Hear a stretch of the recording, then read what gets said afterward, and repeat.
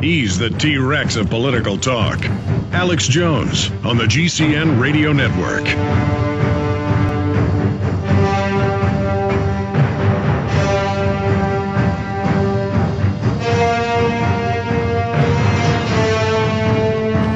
We are live, 1 hour and 8.5 minutes into this live transmission. We have begun simulcasting at prisonplanet.tv.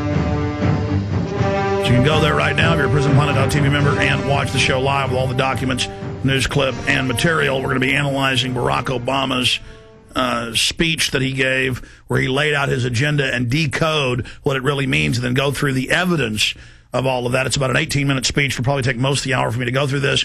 Then we're going to have open phones coming up at the end of the hour into the hour after that. So that is coming up as we break this down, this incredible betrayal of all these well-meaning people that rejected the wicked Bush administration agenda and now have been driven right into the arms of the New World Order 2.0, president of the world, savior of the world, the newly coronated king, Barack Obama. Talk about an archetypal image of the little man behind the curtain, literally collapsing on the final day that his evil life's work is nearing its completion. Vice President Dick Cheney in that wheelchair.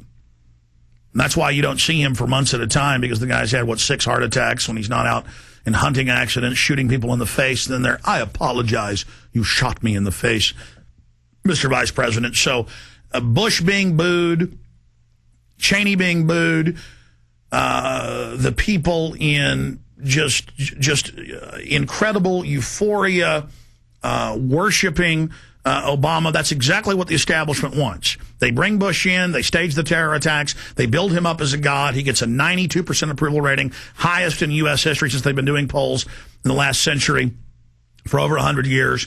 And then his approval rating goes down, all the torture, the secret arrest, the police state being geared up for the American people. He gets the blame for all that when it was just the New World Order agenda, continuing with him as a front man.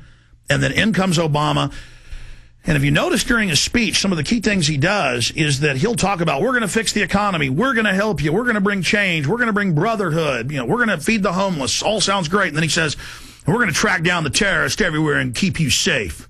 We're going to smoke them out of their holes. Everybody's like, yeah. And then Obama leans back and smiles. He's like, I've got these people. All the stuff Bush did, suddenly the Democrats are like, well, maybe we need a draft. Well, maybe we need to stay in Iraq. Well, maybe we need to keep, the spying on the American people without warrants.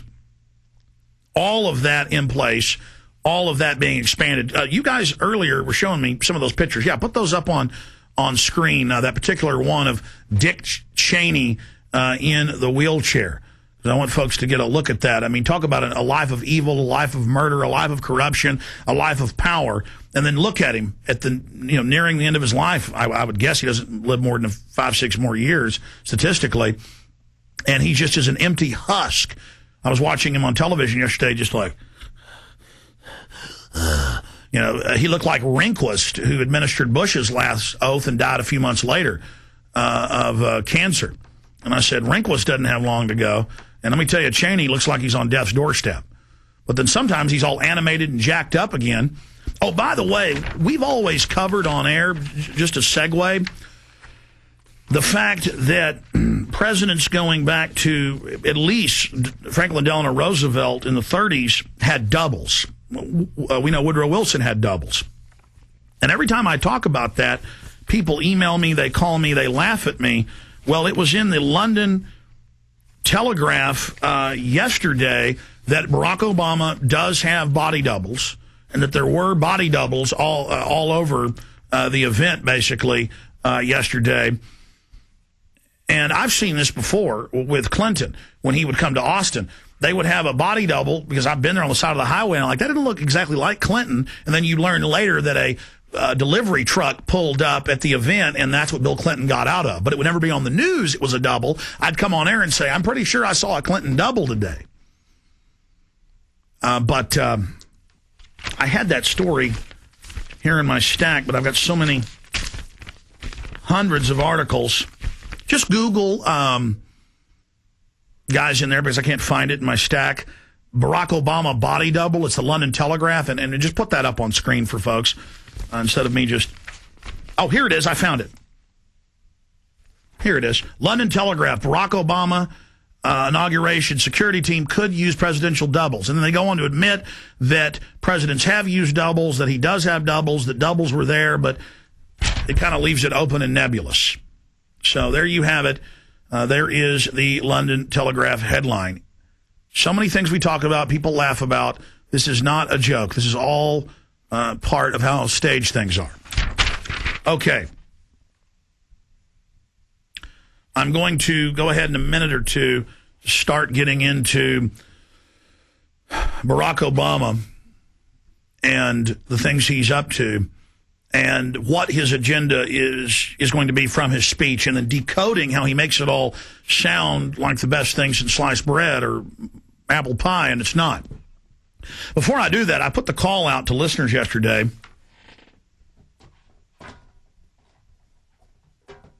to support us by buying the books and videos at Infowars.com. The books and videos I've made, written, and the books and videos that we carry by other great researchers like Endgame, Blueprint for Global Enslavement, the Barry Coopers Never Get Busted Again. By the way, he's in studio in the last hour today.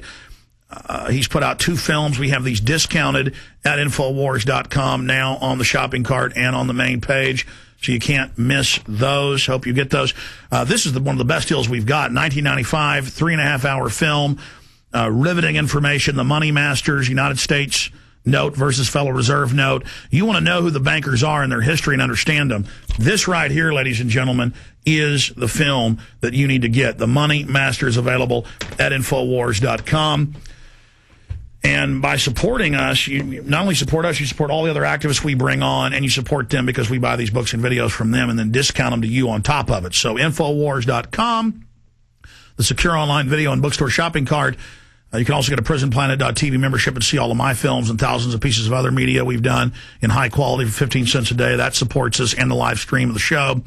Also, then it's archived. You can call toll-free to ask about the different combos and different specials, like the War on Drugs DVD combo that's up on screen right now. 888-253-3139, 888-253-3139. You can also write to us if you'd like to order that way at 3001 South Lamar, Suite 100, Austin, Texas, 78704. So again, we are able to do all of this thanks to your support of the shopping cart, the video and bookstore, and, of course, our sponsors here on the show. So I want to thank all of you out there. Okay, I've been kind of procrastinating getting into this because it's a monumental job. I rewatched his speech last night and again this morning and wrote several pages of notes. But let's just get started here with Barack Obama, with 2 million people in attendance, the biggest presidential inaugural ever, booing Bush as the old New World Order puppet is removed. The old birdcage liner is removed. It's covered with seeds and stuff the bird dropped and bird crap and all of that. And instead of focusing on the bird, the New World Order that's doing all of this to us, we focus on the birdcage liner. The media tells you the president is the boss and actually runs something, okay, when the military-industrial complex has overthrown everything through Northcom, and that's owned by the private banks. And the Army War College admits this, and the head of the Naval War College admits it. So they are now putting in the fresh birdcage liner and then building up the birdcage liner as he's going to fix it, he's going to save you, just go along with his agenda. That is the bird basically tripling the amount of poop it drops on us. Okay, so there's your analogy. They're removing Bush. He's being booed at the ceremony. Ha, ha, ha. And then the new birdcage liner, it's beautiful. There's not a single spot on it. They slide it in. But Obama has told us what the bird, Henry Kissinger, David Rockefeller, the Rothschilds, sitting above the birdcage is going to do. And it isn't pretty. So let's look at what's in this bird's belly right now, ladies and gentlemen. Let's look at the innards. Let's look at the guts of this situation right now from a Barack Obama.